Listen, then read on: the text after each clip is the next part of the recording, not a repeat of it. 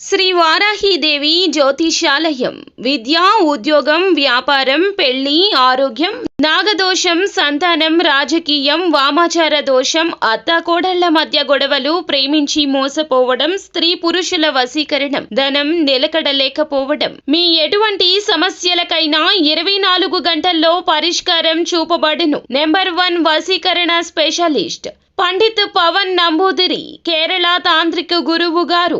ఎక్కడి వారికైనా ఒక్క ఫోన్ ద్వారా వెంటనే పరిష్కారం చూపబడును. Phone number 9043637512.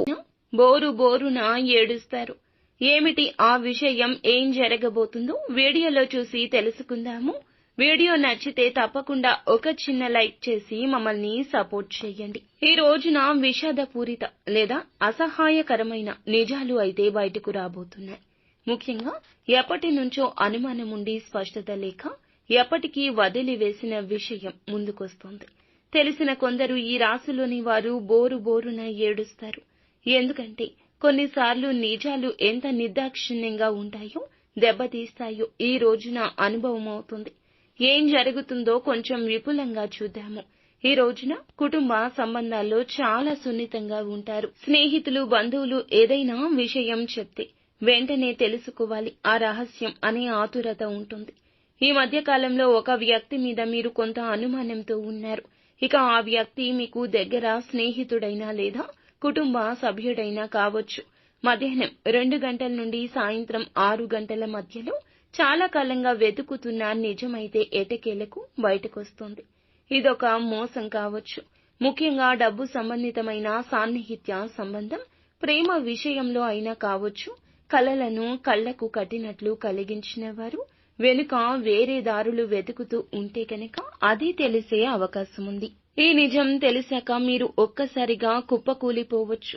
కొందరికి ఆవేశం ఎక్కువవుతుంది, కానీ కొందరికి కన్నీరు మాత్రమే వస్తుంది. ముఖ్యంగా ఈ రోజున ఈ రాశి వారు బయట కంటే లోపల ఎక్కువగా మదన పడతారు. కాబట్టి ఎవరూ చూడకుండా ఏకాంతంలో కూర్చొని బోరున విలపిస్తారు. ఈ విషయంలో మీకు 2 మార్గాలు ఉన్నాయండి. ఒకటి, బాధను మనసులో పెట్టుకుని మళ్లీ దాన్ని కొనసాగించడం.